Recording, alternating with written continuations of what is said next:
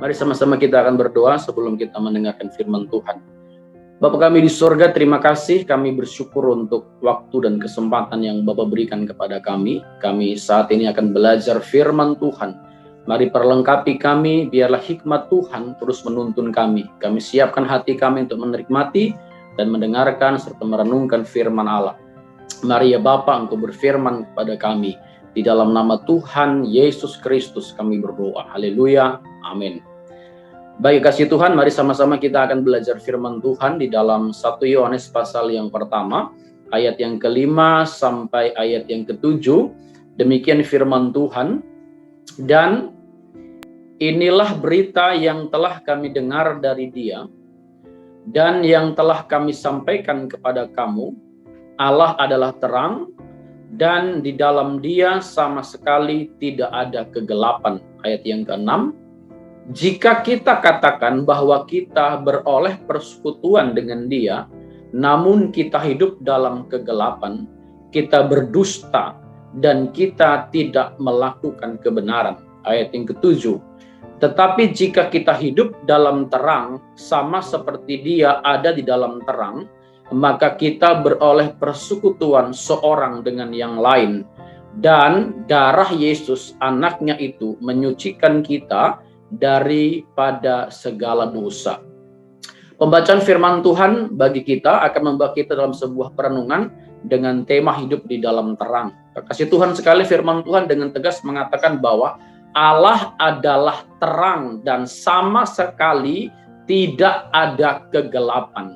Artinya bahwa setiap kita yang hidup di dalam persekutuan dengan Kristus, persekutuan dengan Tuhan, memiliki kewajiban untuk hidup di dalam terang, hidup di dalam kebenaran, hidup di dalam ajaran Yesus. Tidak boleh hidup di luar ajaran Yesus.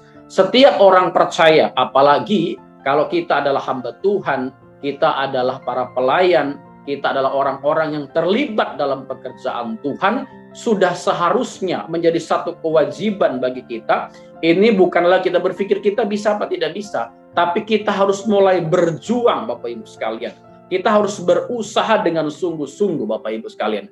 Berbicara tentang waktu belajar, waktu merenungkan, waktu menikmati firman, saya pikir bahwa sudah banyak firman yang sudah kita ketahui. Sudah banyak firman yang sudah kita dengarkan.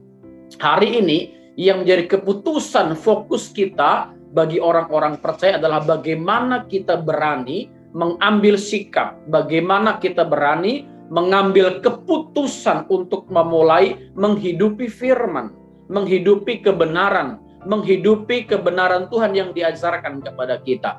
Karena kalau firman Allah, kebenaran itu hanya kita jadikan sebagai pengetahuan, mungkin pemahaman kita akan bertambah, ilmu kita akan bertambah, pengertian kita akan bertambah-tambah. Tapi kemampuan kita dalam mengeksekusi firman Allah belum tentu menjadi baik. Karena itu sebuah keputusan itu penting sekali. Jika kita mengambil keputusan untuk hidup di dalam terang firman, menghidupi firman Allah, maka Roh Kudus, kekasih Tuhan sekalian, akan menuntun kita. Roh Kudus akan mengajarkan kepada kita perlahan-lahan tapi pasti bahwa hidup orang percaya memang harus belajar hidup dalam ketetapan Tuhan. Jadi pikiran kita, perilaku kita, sikap kita, perkataan kita, itu kita akan selaraskan dengan firman Allah. Jika tidak, kekasih Tuhan sekalian, jika kita tidak belajar hidup dalam terang, sebenarnya kita sedang menjauh dari Tuhan. Dan kita tidak berani mengambil sikap itu. Nah, kekasih Allah sekalian, firman Tuhan dengan tegas mengatakan kepada kita, jika katakan bahwa kita beroleh persekutuan dengan Dia, dengan Kristus, namun kita hidup dalam kegelapan, kita berdusta, dan kita tidak melakukan kebenaran. Jika kita menyatakan kita bersekutu dengan Tuhan, tapi kehidupan kita masih kita warnai dengan hidup yang jahat, hidup yang tidak benar, tipu, dosa, dan semua bentuk kejahatan lainnya, itu artinya sama dengan kita sedang menyangkal kebenaran bahwa kita hidup dalam persekutuan dengan Allah. Atau kita sedang mendustai dunia, mendustai Tuhan bahwa kita punya Tuhan, kita percaya Tuhan. Karena itu, hidup di dalam terang ini adalah sebuah kewajiban. sebuah keharusan bagi orang-orang percaya. Dan kita diajarkan bagaimana kita harus belajar menghidupi karakter Tuhan dalam hidup kita. Kita wajib menghidupi kebenaran dalam diri kita. Kita harus mulai ambil keputusan bagaimana menselaraskan pikiran kita, menselaraskan hati kita, menselaraskan perilaku kita dengan firman Allah, Bapak Ibu sekalian. Ini penting buat kita, karena selama kita tidak mengambil keputusan, kita masih akan terus suka berjalan dalam ranah abu-abu. Tidak suka memilih hal yang benar. Karena jujur, kita manusia pasti punya pengertian sendiri, kita punya pemahaman sendiri, kita punya kemauan yang sering kali itu mendominasi. Walaupun kita tahu firman Allah, kita melayani, tapi yang mendominasi kehidupan kita belum tentu firman Allah. Karena itu, pada kesempatan ini firman Tuhan mengatakan kepada kita, hiduplah dalam terang Tuhan, sebab Dia adalah terang. Orang-orang yang mengklaim dirinya sebagai anak-anak Tuhan, sebagai orang-orang percaya, apalagi terlibat di dalam pelayanan, sudah tidak ada waktu lagi untuk kita bermain-main dengan kebenaran. Sudah saatnya bagi kita, waktu Tuhan semakin dekat. Karena itu orang-orang percaya dihimbau supaya kita ambil sikap untuk hidup dalam terang. Jangan mendustai kebenaran kembali. Tetapi jika kita hidup dalam persekutuan dengan Dia, dalam terang, maka kita beroleh persekutuan dengan Dia oleh darah Yesus anaknya itu yang telah menyucikan kita dari segala dosa. Kekasih Tuhan sekalian, 2 Korintus pasal 11 ayat yang ke-29 sampai 30 berkata demikian.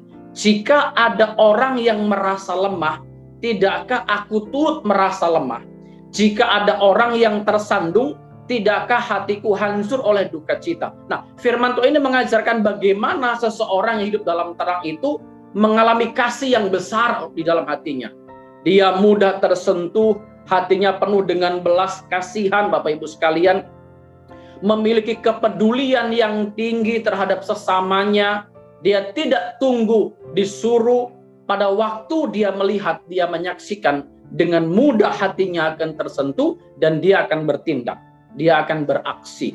Hal ini menjadi penting buat kita. Bagaimana dengan hati kita, bagaimana dengan respon kita pada waktu kita melihat hal-hal yang memang harusnya kita lakukan. Nah, pada waktu hal ini terjadi pada kita, maka hati kita harus merespon dengan cepat. Sehingga kita mengerti bahwa ternyata kita hari ini, kekasih Tuhan sekalian, sudah mengambil sikap hidup dalam terang Tuhan atau belum.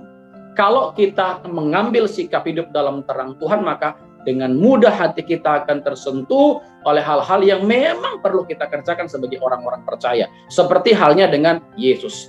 Pada waktu dia melihat orang mengalami penderitaan, orang bersedih, orang mengalami kesusahan, hatinya cepat sekali mesgulah. Nah, karena itu sama dengan kita. Bagaimana respon hati kita pada waktu kita melihat hal-hal yang memang perlu kita lakukan. Nah, kekasih Tuhan sekalian, yang berikutnya dalam bacaan kita 2 tadi mengatakan begini, jika aku harus bermegah, maka aku akan bermegah atas kelemahanku. Berbanding terbalik dengan orang-orang dunia. Orang dunia akan bermegah karena keberhasilan. Orang dunia akan bermegah karena kesuksesan. Orang dunia akan bermegah karena berkat-berkat. Tetapi orang percaya, orang yang hidup di dalam terang, orang yang mengenal Tuhan, Bapak Ibu sekalian, bahkan kekasih Tuhan sekalian, masalah, kelemahan, duka cita sekalipun akan membuat kita mampu untuk bersyukur, mampu untuk bermegah. Karena kita percaya bahwa hal-hal yang kita alami itu tidak pernah ada yang tidak baik. Hal-hal yang dialami orang-orang percaya selalu membawa kita pada sebuah kebaikan. Bahkan perkara-perkara yang tidak menyenangkan akan menjadi kesaksian kepada kita, kepada dunia, bahwa Allah kita luar biasa. Kenapa kita berani mengklaim, berani berkata, bahkan firman Tuhan mengatakan bahwa dalam kelemahan justru kita bermegah, karena itulah ciri kehidupan orang-orang yang percaya. Tidak pernah putus asa menghadapi situasi apapun. Bahkan jalan buntu kita anggap berkat Tuhan bagi orang-orang percaya. Karena itu hidup di dalam terang ini menjadi sebuah keputusan yang hari ini perlu kita pikirkan, kita renungkan, bahkan perlu kita tindak lanjuti.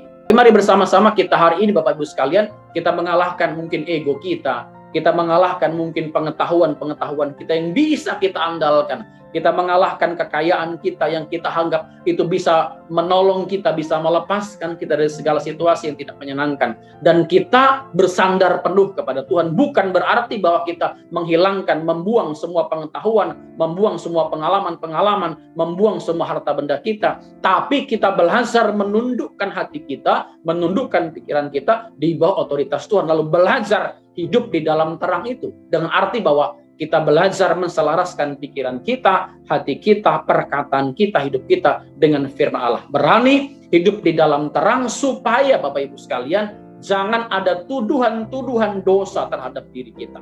Karena itu, dalam kesempatan yang luar biasa ini, pada waktu firman Tuhan datang pada kita, kenapa kita berani bersikap seperti itu Bapak Ibu sekalian? Karena Allah yang kita percaya, Tuhan yang kita percaya adalah Tuhan yang adalah terang itu sendiri. Di dalam Dia tidak ada kegelapan. Karena itu wajib bagi orang-orang percaya hidup di dalam terang itu supaya kita selaras dengan ajarannya, selaras dengan Tuhan. Kita menggambarkan, mencerminkan Tuhan di dalam kehidupan kita sebagai orang-orang percaya. Kekasih Tuhan sekalian, kebenaran Tuhan ini menjadi sebuah refleksi indah bagi kita orang-orang percaya supaya hidup kita benar-benar berani mengambil sikap secara tegas untuk berjalan dalam terang Tuhan, karena tidak ada waktu lagi untuk kita bermain-main Bapak Ibu sekalian. Waktunya kita untuk fokus, waktunya kita untuk serius, karena setiap orang akan bertanggung jawab dengan Tuhan. Bapak Ibu kekasih Tuhan, Kristus datang Bapak Ibu sekalian tidak menebus kita hanya dari kematian. Kristus datang menebus kita dari kebinasaan. Karena begitu besar kasih Allah akan dunia ini, sehingga Ia telah mengaruniakan anaknya yang tunggal, supaya setiap orang yang percaya kepadanya tidak binasa, bukan tidak mati. Setiap orang yang percaya kepadanya tidak binasa, melainkan beroleh hidup yang kekal. Orang Kristen, orang percaya, pengikut Yesus tidak dijamin untuk tidak mati, tapi dijamin tidak binasa.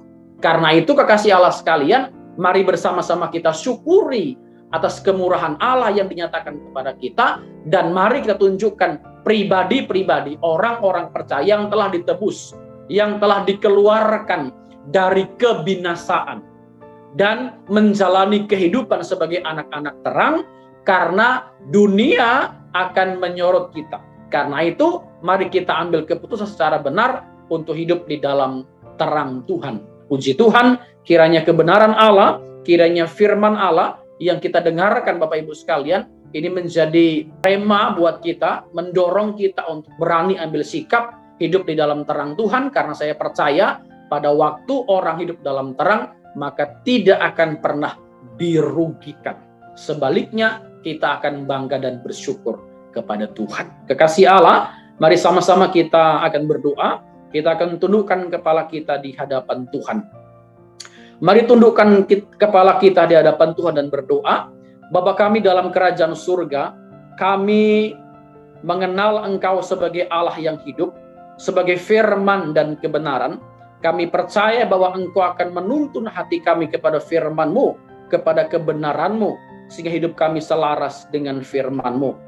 Ya Tuhan, kami percaya janji-Mu, ya dan amin, bagi orang-orang yang percaya. Perintah-Mu, kebenaran-Mu akan terus menerangi kehidupan kami. Kekasih Tuhan, dekapkanlah tangan kita di dada.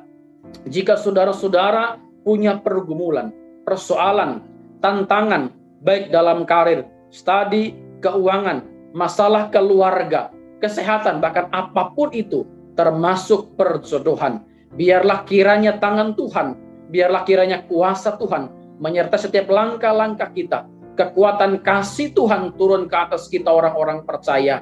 Dan biarlah berkat-Nya senantiasa adalah hidup kita orang-orang percaya. Bagi saudara yang sedang dalam keadaan sakit, letakkanlah tanganmu di bagian yang sakit. Biarlah kuasa nama Tuhan Yesus menyembuhkan saudara-saudara sekalian. Dan biarlah kebenarannya memulihkan hidup saudara. Terima kasih Bapa di sorga. Terpujilah nama-Mu. Hanya dalam nama Tuhan kami Yesus Kristus, nama di atas segala nama, yang berkuasa untuk menyatakan berkat, memulihkan, dan menyembuhkan kami. Kami sudah berdoa. Haleluya. Amin. Jika saudara-saudara masih membutuhkan pelayanan doa, konseling, silakan menghubungi nomor yang tertera di bawah ini. Tuhan Yesus memberkati kita sekalian. Salam.